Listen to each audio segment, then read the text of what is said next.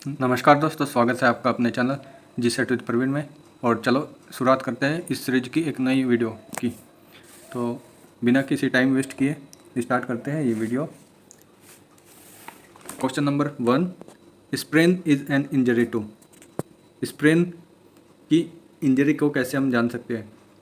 तो इसके ऑप्शन हैं, अलग अलग ऑप्शन हैं। Option A muscles, option B bone, option C ligament, option D skin. तो जब हमें स्प्रेन होता है तो मैं एक बेसिक टर्म आपको बता देता हूँ कि स्प्रेन लिगामेंट में होता है और स्ट्रेन टेंडन में होता है। लिगामेंट क्या होता है? लिगामेंट मसल्स को बोन के साथ कनेक्ट करता है और लिगामेंट बोन को बोन के साथ कनेक्ट करता है। और इसका एक शॉर्टकट मैं आपको बता देना चाहता हूँ। स्प्रेन के अंदर टी वर्ड नहीं है, तो ये स्प्रेन की यदि हमें याद रखना है, एक शॉर्ट फॉर्मूला है, स्प्रेन लिगामेंट में होगा और स्ट्रेन टेंडन में होगा। तो स्ट्रेन में टी आया हुआ है तो ये स्टार्ट भी टेंडन से होगा। तो स्ट्रेन टेंडन स्प्रेन लिगामेंट, तो याद रखने का ये शॉर्ट ट्रिक है, तो इसको भी आप याद रख सकते हैं। तो आपको पता ही चल गया होगा कि स्प्रेन किस में होता है। तो स्प्रेन की इंजरी किस में होगी? ऑप्शन सी लिगामेंट में। तो इसका जो करेक्ट आंसर है वो है लिगामेंट। तो option question number two, rehabilitation of sports injury is done using. जो हमें इंजरी हो जाती है स्पोर्ट्स के दौरान, तो उसको फिर से अच्छी करने के लिए, यानी कि उसको उसकी जो इनिशियल कंडीशन है उसमें लाने के लिए क्या करना चाहिए? Calisthenic, corrective exercise, treatment of wound, none of these. आपको क्या लगता है इसमें कौन सा ऑप्शन सही होगा? जब आपको कोई इंजरी हो जाती है तो उसमें क्या करना चाहिए? यस, करेक्टिव एक्सरसाइज, यानी कि उसको ठीक करने के लिए, उसके रिहेबिलिटेशन के लिए करेक्टिव एक्सरसाइज करनी चाहिए। तो इसका जो करेक्ट ऑप्शन होगा वो ऑप्शन बी होगा। तो क्वेश्चन नंबर 3 की तरफ चलते हैं। Question number 3, biceps is a. Biceps कौन सी मसल्स है? इनवॉलेंट्री, वॉलेंट्री, कार्डिक और नन ऑफ दीज। मैं आपको बताना चाहूँगा 3 टाइप की मसल्स होती है, वॉलेंट्री, इनवॉलेंट्री और कार्डिक, जो इसमें तीनों दी हुई है। लेकिन हमें पता क्या करना है कि बाइसेप्स मसल जो होती है वो कौन सी मसल्स है, कौन सी कैटेगरी के अंदर आती है। तो ये वॉलेंट्री क्या होता है कि जिस पे हमारा कंट्रोल हो, वी कैन कंट्रोल, जिस पे और इनवॉलेंट्री क्या हो कि जिस पे हमारा कंट्रोल ना हो। और कार्डियक मसल्स होती है हमारे हार्ट की मसल। तो इससे बाइसेप्स पे हमारा कंट्रोल हो सकता है कि इससे ऐच्छिक और अनैच्छिक भी हम बोल सकते हैं। ऐच्छिक बोल सकते हैं कि वॉलेंट्री को, और अनैच्छिक बोल सकते हो इनवॉलेंट्री को। तो अभी आपको पता चल गया होगा कि बाइसेप्स क्या है कि वॉलेंट्री है, क्योंकि हम उस पर कंट्रोल कर सकते हैं। तो इसका जो करेक्ट आंसर होगा वो होगा ऑप्शन बी। चलो नेक्स्ट क्वेश्चन की तरफ चलते हैं। Question number 4, the main postural deformity among young girl is. जो हमारी गर्ल्स होती है, यंग गर्ल्स होती है, उसके अंदर जो मेन पोस्टरल डिफॉर्मिटी होती है वो क्या होती है, कौन सी होती है? ऑप्शन देख लेते हैं। ऑप्शन ए काइपोसिस, जो हमारे होलो बैक में होती है, यानी कि हमारी ऊपर की जो कमर होती है उसमें होती है, राउंड बैक जिसको बोल सकते हैं। लॉर्डोसिस, जो हमारे लंबर रीजन में होती है। स्कोलियोसिस, ये काइपोसिस और लॉर्डोसिस के बीच का, यानी कि इसमें हमारी जो पोस्चर है वो एस शेप में आ सकता है। और फ्लैट फिट जो हमारा फ्लैट का कर्व है वो कम होता है, इसमें बिल्कुल फ्लैट हो जाता है। तो ये 4 टाइप की हो सकती है। आपको अभी पता चल गया होगा कि ये हमारी जो यंगल है उसमें मेन क्या हो सकती है, कौन सी बीमारी पाई जाती है, कौन सी डिफॉर्मिटी पाई जाती है। तो उसका ऑप्शन जो करेक्ट होगा वो करेक्ट ऑप्शन होगा ऑप्शन बी, लॉर्डोसिस। तो जो हमारी यंग गर्ल्स है उसमें मोस्टली पोस्टरल डिफॉर्मिटी कौन सी होती है? लॉर्डोसिस, हमारे इसके लंबर रीजन में होती है। नेक्स्ट क्वेश्चन की तरफ चलते हैं। Question number 5, absorption of fat take place, यानी कि जो फैट है उसका जो एब्जॉर्प्शन है, उसका जो डाइजेशन है वो कहाँ पे होता है? Option number A mouth, option number B large intestine, option number C small intestine, और ऑप्शन नंबर डी, यानी कि मुंह में होता है, बड़ी आंत में होता है, छोटी आंत में होता है और कि लीवर में होता है। तो इसका जो करेक्ट आंसर होगा वो स्मॉल इंटेस्टाइन में, जो फैट का एब्जॉर्प्शन है वो कहाँ पे होगा? स्मॉल इंटेस्टाइन के अंदर। Question number 6, the instrument use for estimation of body fat is. जो हमारा बॉडी फैट है उसको नापने के लिए, उसको मापने के लिए कौन सा इंस्ट्रूमेंट यूज करते हैं? देख लेते हैं। Option number A flexiometer, option number B goniometer, option number C dynamometer, और option number D skin fold caliper. तो आपको शायद पता चल गया होगा कि कौन सा हो सकता है। चलो बात कर लेते हैं कि फ्लेक्सोमीटर होता क्या है। फ्लेक्सोमीटर फ्लेक्सिबिलिटी नापने के लिए, आपने देखा होगा कि सिट एंड रीच एक टेस्ट होता है, उसमें फ्लेक्सोमीटर हम यूज करते हैं। गोनियोमीटर हमारे जॉइंट की जो रेंज होती है उसको मापने के लिए यूज करते हैं। डायनोमीटर हमारी स्ट्रेंथ, हमारी पावर को मापने के लिए यूज होता है। और स्किन फोल्ड कैलिपर जो होता है वो होता है हमारे बॉडी फैट को मापने के लिए एक मशीन होती है, स्किन फोल्ड कैलिपर। तो इसका जो करेक्ट आंसर होगा वो क्या हो गया? Option number D, skin fold caliper. Okay, next question की तरफ चलते हैं। Question number 7, the super reading of blood pressure, sorry the upper pressure of blood pressure is called, the upper reading of blood pressure is called. जो upper reading होती है हमारे blood pressure की वो कौन सी होती है?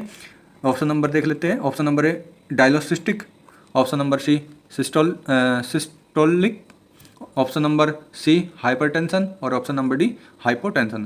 तो डायलिस्टिक क्या होता है?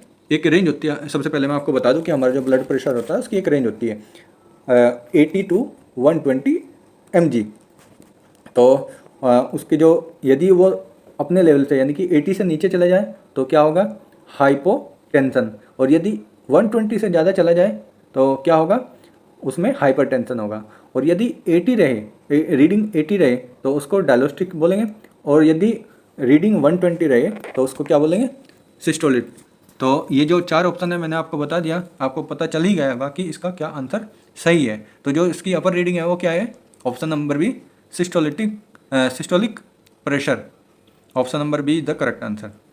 Question number 8, the term aerobic means, जो एरोबिक का क्या मतलब होता है? एरोबिक से आप सिंपली समझ सकते हैं कि एरोबिक यानी कि प्रेजेंस ऑफ ऑक्सीजन। कोई भी हम एक्सरसाइज करते हैं ऑक्सीजन की प्रेजेंस में, अच्छी प्रेजेंस में हम एक्सरसाइज कर सकते हैं। तो आपको क्लियर हो गया होगा कि इसका option B exercise in the presence of oxygen is the correct answer. बिना टाइम वेस्ट किए चलते हैं। एनारोबिक क्या होता है? कि जिसमें ऑक्सीजन की प्रेजेंस कम हो। ठीक है, क्वेश्चन नंबर 9 की तरफ बढ़ते हैं। विच of the following is a हिंग जॉइंट। हिंग जॉइंट आपको बता दूं सबसे सिंपल है कि उसका एक एंगल बनता है। जैसे हमारा दरवाजा होता है तो उसका एक ही पॉइंट से वो एंगल बनाता है। ठीक है, तो इसमें आप पता कर सकते हैं शोल्डर जॉइंट में। शोल्डर जॉइंट पूरा हमारा सर्कमडक्शन कर सकता है। एंकल जॉइंट भी हिंग जॉइंट नहीं होगा। हिप जॉइंट भी हमारे हिंग जॉइंट नहीं होगा। तो क्या होगा? Option number D knee joint. Knee joint हमारे क्या होगा? हिंग जॉइंट। तो option number D the correct answer of this question. Question number 10 की तरफ बढ़ते हैं। फिलोसॉफी डील्स विद, फिलोसॉफी जो होती है, चलो चलते हैं क्वेश्चन नंबर 10 की तरफ। फिजियोलॉजी डील्स विद, फिजियोलॉजी भी क्या होती है? फिजियोलॉजी के ऑप्शन देख लेते हैं कि skeleton of the body, skeleton of the body इसकी स्टडी को फिजियोलॉजी बोलते हैं? नहीं। Weight of the body, weight of the body यानी कि शरीर के भार को हम फिजियोलॉजी बोलते हैं? नहीं। लेंथ ऑफ द बॉडी, तो इसको हम फिजियोलॉजी बोलते हैं? नहीं। Option number D function of the body, जो हमारा बॉडी का फंक्शन है उसकी स्टडी को क्या बोलते हैं हम? फिजियोलॉजी। तो इसका जो करेक्ट आंसर होगा वो होगा option number D. Question number 11, shape of the body largely depends upon, जो हमारी बॉडी की जो शेप होती है वो किस पे डिपेंड करती है? यस, बहुत सारे को पता चल गया होगा कि स्केलेटन पे। ये ना तो हमारी मसल पे डिपेंड करेगी, ना स्किन पे और ना ही ऑर्गन्स पे। तो जो इसका करेक्ट आंसर है वो है option number D skeleton. Question number 12 की तरफ चलते हैं। Doping test was first started in, सबसे पहले जो डोपिंग टेस्ट है वो कब स्टार्ट किया गया था? 1961 में। तो option number B the correct answer. Question number 13 की तरफ चलते हैं। Deficiency of vitamin D causes, जो विटामिन डी की कमी की वजह से कौन सा रोग हो सकता है? ऑप्शन नंबर ए बेरी कौन सी विटामिन की वजह से होता है? वो होता है विटामिन बी की वजह से। Option number C night blindness, night blindness किस वजह से होता है? वो विटामिन ए की वजह से। और option number B rickets, yes rickets जो होता है वो विटामिन डी की वजह से होता है। और option number D all of these, ये होगा नहीं। तो इसमें कौन सा करेक्ट आंसर हुआ? Correct answer is B rickets, जो deficiency of vitamin causes is rickets. Question number 14 की तरफ चलते हैं। The best method for training of emotion in sports, जो इमोशन की ट्रेनिंग है उसकी पद्धति सबसे अच्छी जो मेथड है वो कौन सी है? वो है sublimation. Option number D the correct answer. Question number 15, these are the conditions related with stress except, जो ये कंडीशन है नीचे जो ऑप्शन दिए गए हैं, 4 ऑप्शन दिए गए हैं। Option A hypertension, option B anaemia, option C mental illness और ऑप्शन डी पेप्टिक अल्सर। तो ये जो कंडीशंस हैं वो स्ट्रेस से जुड़ी है, एक ऐसी कंडीशंस है जो स्ट्रेस से नहीं जुड़ी है, तो वो कौन सी है उसको देख लेते हैं। तो हाइपरटेंशन क्या होगा, मैंने अभी इससे पहले ही जिक्र किया, इससे पहले ही डिस्कस किया, जो हमारा ब्लड प्रेशर होता है उस यदि वो 120 से ज़्यादा हो जाता है तो उसको क्या बोलेंगे, hypertension. Option number B, anaemia क्या होता है। एनीमिया क्या होता है कि हमारे ब्लड में आरबीसी की कमी हो जाती है, रेड ब्लड सेल की कमी हो जाती है, तो उसको एनीमिया बोलते हैं। तो option number C, mental illness, हमारी जो मेंटल इलनेस मानसिक बीमारी है वो इस कंडीशन से जुड़ी है कि नहीं। चलो option number D, peptic ulcer. Peptic ulcer क्या होता है, हमारे इसको स्टोमक अल्सर भी बोलते हैं, जो हमारी आंत के ऊपर छल्ले टाइप पड़ जाते हैं उसको पेप्टिक अल्सर बोलते हैं। तो अभी आपको पता चल गया कि कौन सी बीमारी, एक बीमारी को छोड़ के ये कौन सी बीमारी स्ट्रेस से नहीं जुड़ी हुई है। तो हाइपरटेंशन जुड़ा हुआ है, मेंटल इलनेस जुड़ा हुआ है, पेप्टिक अल्सर जुड़ा हुआ है, सिर्फ और सिर्फ एनीमिया जो ऐसी बीमारी है वो स्ट्रेस से नहीं जुड़ी हुई है। तो इसका जो करेक्ट आंसर होगा वो करेक्ट कौन सा होगा, option B, anaemia. Question number 16 की तरफ चलते हैं। ह्यूमन बिहेवियर इज ए, जो ह्यूमन बिहेवियर है आपको पता है उसको समझना बहुत मुश्किल है, तो इसका डायरेक्टली हम आंसर देख लेते हैं, वो है वेरी कॉम्प्लेक्स फिनोमिनन। तो option number is the correct answer. Question number 17, psychosexual development takes place during, जो साइकोसेक्सुअल डेवलपमेंट्स होते हैं, हमारे जो विकास होता है वो कौन सी एज में, कौन सी एज कैटेगरी में होता है, तो वो लेटर चाइल्डहुड में होता है नहीं, और एडोलसेंस में होता है, या फिर यंग एज में होता है, या फिर एडल्टहुड में होता है। तो देख लेते हैं इसका करेक्ट आंसर क्या है। सबसे पहले क्या है कि एडोलसेंस क्या है, इसका जो करेक्ट आंसर है वो है ऑप्शन बी, एडोलसेंस। लेकिन एडोलसेंस है क्या, कौन सी एज ग्रुप है, ये 10 ईयर से 19 ईयर्स के बीच के जो एज ग्रुप है उसको एडोलसेंस बोलते हैं, और ये चाइल्डहुड के बाद और एडल्टहुड के पहले जो एज आती है उसको एडोलसेंस बोलते हैं। तो पता चल गया आपको, इसका जो करेक्ट आंसर है वो क्या है, option B, adolescence. Question number 18 की तरफ चलते हैं। Introvert are interested in, introvert का मतलब आप इस वर्ड से आपको पता चल गया होगा कि इंट्रोवर्ट का मतलब है जो इंटर यानी कि अंदर ही अंदर है। इंट्रोवर्ट जो खुद में अकेला रहना अच्छा समझे, अकेला रहना ज़्यादा पसंद करे, जो किसी से ज़्यादा घुल मिलता ना हो। दो वर्ड होते हैं, इंट्रोवर्ट और आउटवर्ड। जो इंट्रोवर्ट जो अपने आप में खुश रहे, तो देख लेते हैं इसका कौन सा आंसर होगा, ऑप्शन ए, देमसेल्फ, यानी कि वो खुद में अपने आप में खुश रहे। तो इसका जो करेक्ट आंसर है वो है ऑप्शन ए। क्वेश्चन नंबर 19 की तरफ चलते हैं। In 400 metre race, in standard track, जो हमारा 400 मीटर का ट्रैक होता है, स्टैंडर्ड ट्रैक होता है, स्ट्रैगर इज गिवन, स्ट्रैगर जो दिए जाते हैं कौन से दिए जाते हैं, ऑप्शन देख लेते हैं। हाफ स्ट्रैगर, फुल स्ट्रैगर, 1.5 स्ट्रैगर या 2 स्ट्रैगर, कितने दिए जाते हैं। इसके जो सबसे पहले स्ट्रैगर समझ लेते हैं। स्ट्रैगर होता क्या, जब भी हम कोई भी स्टार्टिंग करती है, रेस स्टार्ट करते हैं 400 मीटर में, तो यदि 8 लाइन है, 8 लाइन में हमें प्लेयर को दौड़ाना है, बैठाना है, एथलीट को बैठाना है, तो उसको स्ट्रैगर दी जाती है, क्योंकि सभी का जो वे करो पे बैठते हैं, तो ये जाहिर सी बात है जो सबसे पहली लाइन में बैठेगा उसको ज़्यादा डिस्टेंस कवर करना पड़ेगा, फिर जो दूसरा बैठेगा उसको कम, ऐसे ही करके उसको डिस्टेंस कवर करना पड़ेगा।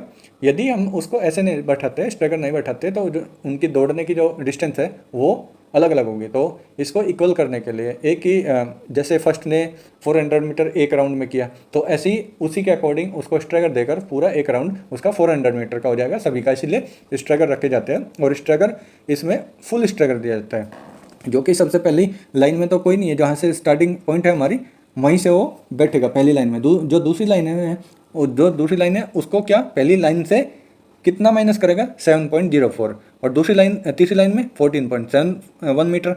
ऐसे ही चलते चलते हमारी 8 लाइन्स होती है, यानी कि 1 लाइन में तो स्ट्रैगर नहीं आएगा, तो 8वीं लाइन में टोटल 7 स्ट्रैगर होंगे, और जो लास्ट वाला स्ट्रैगर होगा वो कितना होगा, 53.06 मीटर। तो ये ऐसे स्ट्रैगर दिए जाते हैं, इसका फॉर्मूला भी होता है, वो हम कभी दूसरी वीडियो में डिस्कस करेंगे, लेकिन मैंने आपको समझाया कि स्ट्रैगर क्या होता है, क्यों दिया जाता है। ठीक है, क्वेश्चन नंबर 20 की तरफ चलते हैं। Maulana Abul Kalam Azad trophy is awarded to, जो मौलाना अबुल कलाम आज़ाद ट्रॉफी है वो किसको दी जाती है, ऑप्शन देख लेते हैं। Option A college, option B state, option C university, या ऑप्शन डी स्कूल। आपने देखा होगा कि जब भी इंटर यूनिवर्सिटी होती है, ऑल इंडिया होती है, तो यूनिवर्सिटी आपस में क्या करती है, टूर्नामेंट्स करती है, और जो भी यूनिवर्सिटी बेस्ट आती है, सबसे ज़्यादा मेडल लेकर आती है, उसको ये मौलाना अबुल कलाम आज़ाद ट्रॉफी दी जाती है। तो किसको दी जाती है, ऑप्शन सी यूनिवर्सिटी को। बेस्ट स्पोर्ट्स में जो भी सबसे ज़्यादा स्पोर्ट्स के मेडल लेकर आती है उसको दी जाती है। क्वेश्चन नंबर 21 की तरफ चलते हैं। What is meant by seeded player? Seeded player से आप एक समझ सकते हैं कि एडवांटेज स्टेज होती है वो। तो देख लेते हैं कि यदि वो होता क्या, ऑप्शन ए देख लेते हैं कि ए रो प्लेयर, यानी कि जो ऑलरेडी अच्छा प्लेयर नहीं है, रो प्लेयर है, उसको नहीं। Option B a physically challenge player, नहीं, इनको भी नहीं दी जाती। Option C a player asked to play at an advance stage of the tournament, यानी कि एक प्लेयर से पूछा जाता है कि वो एडवांस स्टेज जो आएगी टूर्नामेंट पे तब उससे खिलाएंगे। तो मैंने आपसे बोला कि एडवांस स्टेज, तो इसी को option C the correct answer. A player ask to play at an advanced stage of tournament, तो उसको सीडेड प्लेयर बोलेंगे। तो option number C the correct answer. Question number 22 की तरफ चलते हैं। शटल रन मेनली मेजर्स, जो शटल रन होती है उसको हम कैसे क्या करते हैं, मापते हैं, कैसे मापते हैं, यानी कि उसके अंदर कौन से कंपोनेंट्स हो सकते हैं, कौन से कंपोनेंट है। स्पीड आ सकता है लेकिन 100% स्पीड नहीं आएगा, क्योंकि स्पीड में अलग अलग क्या होते हैं उसके स्टेजेज होते हैं, और ये उस स्पीड के अंदर हमें कंटिन्यूसली रन करना पड़ता है एक डिस्टेंस के लिए। और स्ट्रेंथ, शटल रन में डिस्टेंस नहीं आएगा क्योंकि हमारा वो 40 मीटर का 20-20 करके 40 मीटर का से हम रख सकते हैं। ऑप्शन नंबर सी एजिलिटी बिल्कुल आएगा, यानी कि उससे हमारी क्या होता है, हम फास्ट दौड़ते हैं फिर वहाँ से बॉडी मूवमेंट करते हैं फिर वापस आते हैं, तो उसको क्या बोलते हैं, एजिलिटी, चपलता। और ऑप्शन नंबर डी एंडोरेंस भी नहीं होगा, तो इसका जो करेक्ट आंसर होगा वो होगा agility. The C is the correct answer. Question number 23। The aim of the national council of teacher education NCT is, जो NCT है उसका जो मेन एम होता है वो क्या होता है, मैं आपको सीधा सीधा बता देता हूँ कि वो क्या करते हैं, इम्प्रूव करते हैं टीचर एजुकेशन की क्वालिटी को इम्प्रूव करते हैं। तो देख लेते हैं कि कौन सा है। Option number A to improve the quality of teacher education, ये पहला ही आ गया कि मैंने आपको बताया था कि वो क्या करते हैं, टीचर एजुकेशन की क्वालिटी को इम्प्रूव करते हैं। तो आगे कोई ऑप्शन पढ़ने की जरूरत नहीं है, तो इसका option A is the correct answer, पहला ही आंसर जो है उसका करेक्ट है। Question number 24। Name the first Indian swimmer to swim across the English Channel, वो इंडिया का कौन सा पहला प्लेयर था, स्विमर था, जिसने क्या किया, इंग्लिश चैनल को पार किया। तो देख लेते हैं थॉमस कुक। इसके अंदर थॉमस कुक सबसे पहले देख लेते हैं कि कौन सा क्रिकेट उससे था, वो कौन से गेम से था। जो थॉमस कुक था वो था टेनिस प्लेयर और USA का खिलाड़ी था, लेकिन यहाँ पर क्या बात हुई है, इंडियन की बात हुई है, वो भी स्विमर की। तो ऑप्शन नंबर बी को देख लेते हैं, खजान सिंह ये स्विमर नहीं थे, ये एक्वेटिक के प्लेयर थे।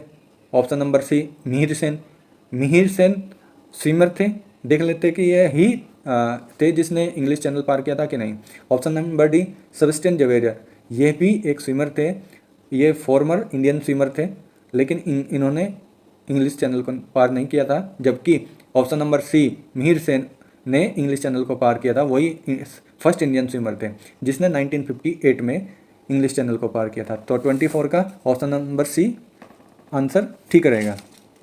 Question number 25। Which of the following is not related to football, कौन सा ऐसा टर्म है नीचे जो दिया हुआ है जो फुटबॉल से रिलेटेड नहीं है। अब यहाँ पर 4 कप दिए हुए हैं, 4 ट्रॉफी और कप दिए हुए हैं, वो फुटबॉल से रिलेटेड है कि नहीं। सबसे पहले हमें ज़रूरी है कि हमें क्वेश्चन को समझना है।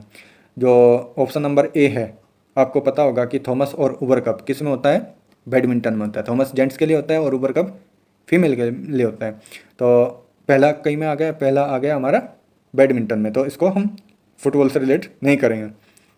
दूसरा फीफा कप फुटबॉल से है, डुरंड कप फुटबॉल से है, संतोष ट्रॉफी भी फुटबॉल से ही। तो जो इसका करेक्ट आंसर क्या हो गया, थॉमस कप एक ऐसा कप है जो फुटबॉल से रिलेटेड नहीं है। तो option number is the correct answer. Question number 26। Aim of physical education is, सबसे पहले जब भी ये वर्ड आता है कि एम, उसमें टोटल डेवलपमेंट आता है, टोटल पर्सनैलिटी का डेवलपमेंट आता है, तो होलसम डेवलपमेंट आता है। यानी कि एक चीज़ पे वो डिपेंड नहीं करेगा कि बॉडी मसल्स या फिर उसके बिहेवियर को या फिर उसके माइंड को डेवलप करेगा, वो क्या करेगा, पूरी बॉडी को डेवलप करेगा। तो इसका आंसर जो भी इन सब बातों से सेट हो रहा है, कौन सा हो रहा है, option number B, to develop total personality. वो जो फिजिकल एजुकेशन का एज किया कि वो टोटल डेवलप करेगा पर्सनैलिटी को। तो option number B the correct answer. Question number 27। Aga Khan Cup is associated with, Aga Khan Cup कौन से खेल से रिलेटेड है। तो नीचे ऑप्शन देख लेते हैं। Option number A football, option number B hockey, option number C golf, option number D cricket. तो अब आप बता सकते हैं कि ये कौन से गेम से रिलेटेड है। यस, ये जो है वो है ऑप्शन नंबर बी, हॉकी से रिलेटेड। तो इसका जो करेक्ट आंसर है वो है हॉकी, बी। क्वेश्चन नंबर 28 की तरफ चलते हैं। Fastest game of the world is, जो संसार के अंदर सबसे फास्ट जो गेम खेला जाता है वो कौन सा है? Option number A ice hockey, option number B basketball, option number C football, option number D squash racket. तो जो इसका करेक्ट आंसर होगा वो होगा आइस हॉकी। आपने भी देखा होगा शायद, वो बहुत ही फास्ट गेम है। Question number 29, which of the following is not included in the Olympic games. नीचे जो गेम्स दिए हुए हैं उनमें से कौन सा गेम ओलंपिक गेम्स में शामिल नहीं है, इंक्लूड नहीं है? Option number A track and field है भाई, ये तो है। Option number B rowing, rowing भी है। कैनोइंग, रोविंग आपको पता होगा, ये भी है। ऑप्शन नंबर सी आर्चरी भी है। ऑप्शन नंबर डी रग्बी, हाँ ये नहीं है। तो इसका जो करेक्ट आंसर होगा वो option number D, rugby Olympic games में शामिल नहीं है। Question number 30, which country led the boycott of 1980 Olympic games held at Moscow. Moscow के जो अंदर ओलंपिक हुए थे उसमें कौन से देश ने उसका बहिष्कार किया था? और जब बहिष्कार हुआ था तो कौन से देश में हुआ था? तो वो कब किस में हुआ था? वो हुआ था यूनाइटेड स्टेट के अंदर। Option number C the correct answer. Question number 31, head quarter of international Olympic committee, सभी को पता होना चाहिए कहाँ पे लोकेटेड है? ये इंडिया के अंदर है? नहीं। यूएसए के अंदर है? नहीं। इंग्लैंड के अंदर है? नहीं। कहाँ पे है? स्विट्जरलैंड के अंदर। तो option number B the correct answer.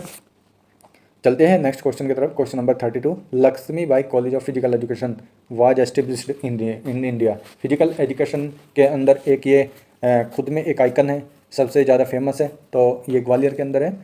तो ये कौन से ईयर के अंदर एस्टेब्लिश हुआ? तो ये एस्टेब्लिश कब हुआ? 1957। Option number B, option number B इसका सही आंसर है। Question number 33, microcycle involve training of, जो माइक्रोसाइकिल है और वो कितने वीक की होती है या कितने मंथ की होती है? तो सबसे पहले मैं आपको बताना चाहूँगा कि मेनली 3 टाइप की ट्रेनिंग होती है, माइक्रो, मीजो और मैक्रो। उसके बाद ओलंपिक प्लान भी होते हैं, ईयरली प्लान, ओलंपिक प्लान, वो अलग अलग होते हैं। लेकिन हम बात कर लेते हैं साइकिल्स की। तो micro plan, micro cycles, meso cycle और मैक्रो साइकिल 3 होते हैं। तो सबसे पहला जो माइक्रो साइकिल होता है वो 1 वीक प्लान होता है, हम उसको वीकली प्लान भी बोलते हैं। दूसरे नंबर का जो होता है मीजो प्लान, वो 2 से 4 वीक का होता है। और तीसरा क्या होता है? मैक्रो प्लान, जो 6 से 12 वीक का मंथ का हो सकता है।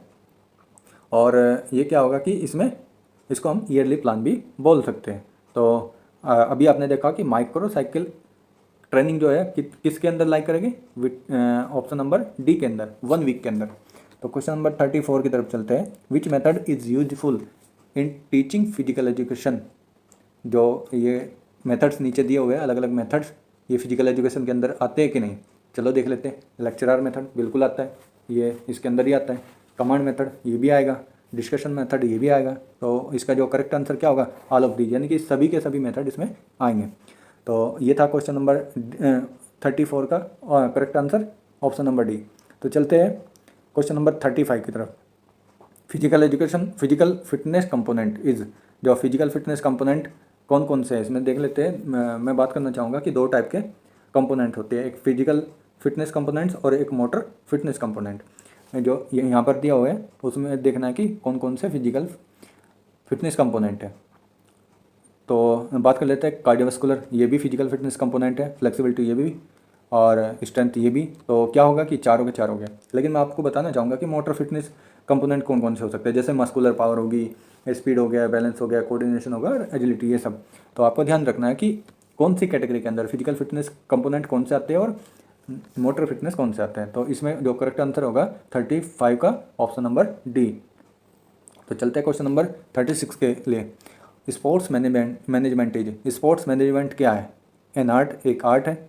एन ए साइंस, एक साइंस है। बोथ एज अबाउ, दोनों है। नन ऑफ दीज, या इसमें से कोई भी नहीं।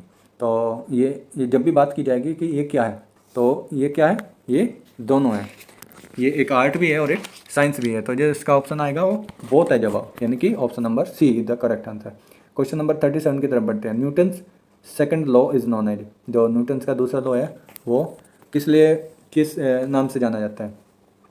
तो सबसे पहले मैं बता देना चाहता हूँ, इसके 3 नियम है, 3 लॉ है। सबसे पहला लॉ ऑफ इनर्शिया, दूसरा लॉ ऑफ एक्सेलरेशन और तीसरा law of action and reaction.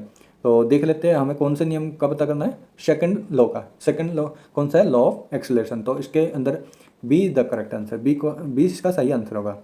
Next चलते क्वेश्चन नंबर 38 की तरफ। Upper test is use to measure, जो अपर टेस्ट होता है वो क्या मेजर करता है। ऑप्शन देख लेते हैं, psychological fitness, B muscular fitness, C cardiac fitness, या डी जर्नल फिटनेस। तो सबसे पहले बात करते हैं कि अपर, जो ये बहुत इंपॉर्टेंट है, इसकी फुल फॉर्म क्या है। फुल फॉर्म पता कर लेते हैं। ये एक अमेरिकन टेस्ट है, तो इसकी जो फुल फॉर्म होगी, the American alliance for health physical education recreation and dance. तो आपको ये बहुत ध्यान रखना है, ये बहुत इंपॉर्टेंट है, ठीक है। तो इसके अंदर कौन से कंपोनेंट्स है, कौन सी चीज़ें है जो मेजर होगी, तो वो क्या होगी, option number D general fitness ये मेजर करता है टेस्ट। क्वेश्चन नंबर 39 की तरफ बढ़ते हैं। Research proposal is also called as, जो रिसर्च प्रपोजल होता है वो क्या है, एक ब्रीफ नोट होता है, यानी कि वो क्या होता है, सिनॉप्सिस। सिनॉप्सिस को ब्रीफ नोट बोलते हैं। तो वह एब्स्ट्रैक्ट नहीं होगा, समरी नहीं होगा, मेथोडोलॉजी नहीं होगा, ऑप्शन नंबर सी सिनॉप्सिस होगा। तो इसका 39 का ऑप्शन नंबर सी करेक्ट है। क्वेश्चन नंबर 40 की तरफ चलते हैं। विच of the following instruments comes under the preview of anthropometry, यानी कि इसका कहने का मतलब है, नीचे जो जितने भी इंस्ट्रूमेंट दिए हुए हैं, कौन सा शरीर के जो माप है, शरीर के जो मेज़र है, उसको माप करता है, उसको उसके लिए यूज आता है। तो सबसे पहले देख लेते हैं कि इसमें क्या दिया हुआ है, अल्ट्रासाउंड। अल्ट्रासाउंड तो हमारी बॉडी के जो माप है होती है, जो उसका एंथ्रोपोमेट्री है, उसमें तो नहीं आएगा। दूसरा ट्रेडमिल में भी नहीं आएगा। तीसरा डायनामोमीटर में भी नहीं आएगा। Option number D skin fold caliper. तो जो इसका आंसर होगा वो होगा option number D skin fold caliper. वो हमारा क्या करता है, फैट मेजर करता है। तो देख लेते हैं कि अल्ट्रासाउंड क्या होता है। हम जनरली क्या बोलते हैं कि सोनोग्राफी हम कराते हैं, तो सोनोग्राफी अल्ट्रासाउंड की वही उसकी जो अल्ट्रा रेज होती है वो उसी से रिलेटेड है। ट्रेडमिल क्या है, उसका हम अपना दौड़ते हैं, वर्कआउट करते हैं।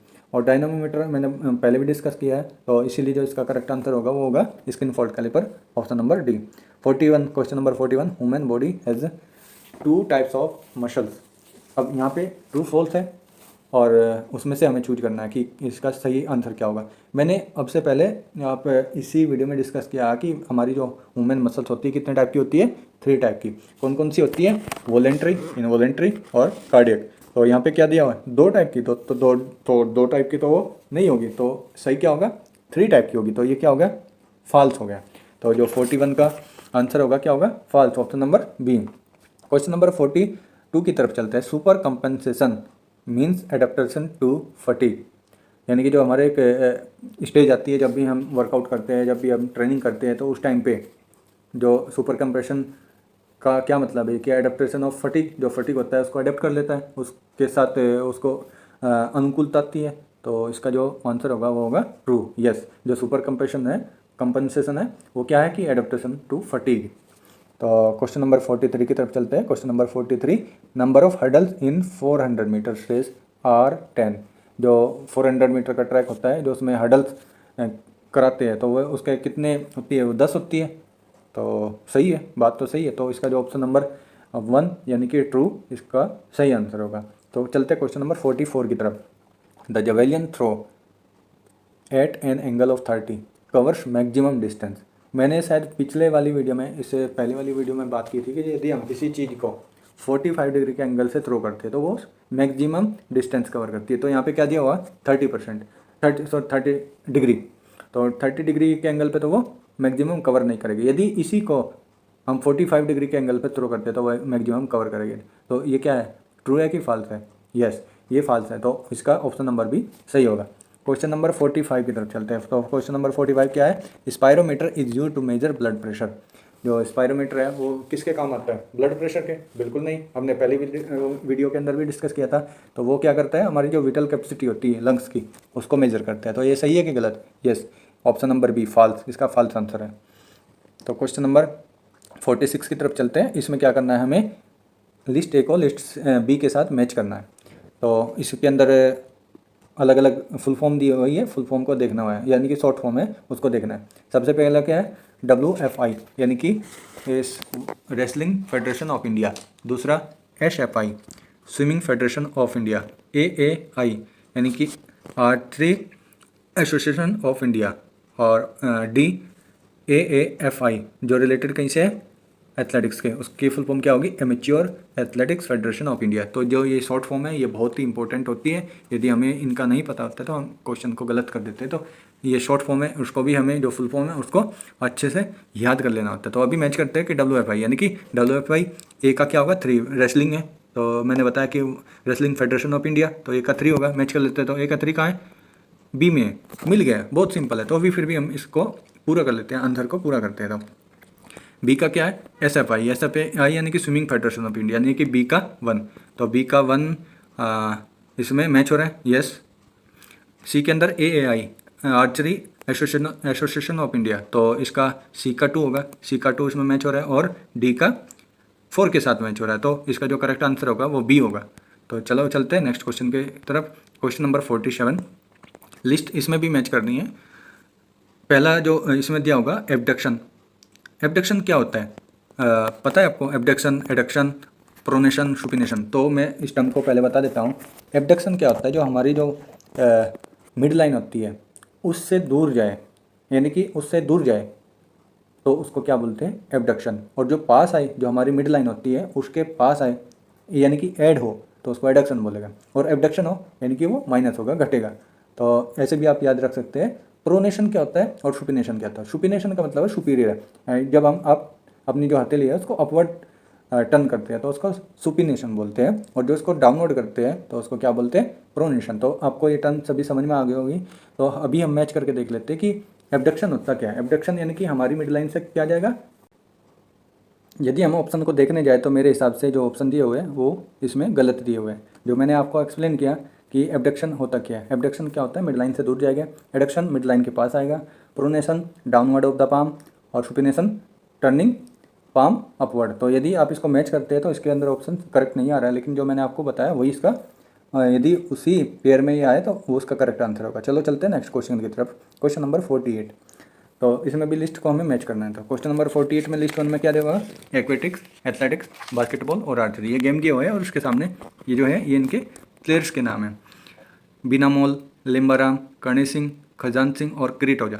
तो देख लेते हैं सबसे पहले एक्वेटिक्स। एक्वेटिक्स का जो प्लेयर था वो कौन था, खजान सिंह। तो ए का क्या होगा, 4, खजान सिंह ए का सही है।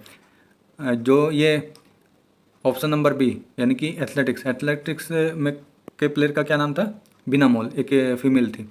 ऑप्शन नंबर सी बास्केटबॉल, तो बास्केटबॉल में Kirit Ojha. Option number D archery, Limbaram. आप इसको ये यदि आपको कुछ नहीं पता चल रहा है तो आप लिम्बाराम के नाम से भी इसको याद कर सकते हैं, क्योंकि लिम्बाराम एक बहुत फेमस हमारा आर्चरी का प्लेयर था जो ओलंपिक तक हमारी कंट्री को रिप्रेजेंट किया। तो डी का 2 कहीं देख सकते हैं, तो डी का 2 इसमें ऑप्शन नंबर बी में ही दे रखा है। जैसे मैंने आपको पेयर कराया उसके अकॉर्डिंग भी ये सही है, तो इसके अंदर option number B is the correct answer. तो क्वेश्चन नंबर 48 जो इस सीरीज का, जो इस वीडियो का सेकंड लास्ट क्वेश्चन है उसकी तरफ चलते हैं। इसमें भी हमें मैच करना है तो ओलंपिक गेम्स और ईयर के साथ में। जो टोक्यो ओलंपिक होते हैं हुए थे वो कब हुए थे, 1988 में। सियोल के कब हुए थे, 1980 में। मॉस्को में कब हुए थे, 1996 में।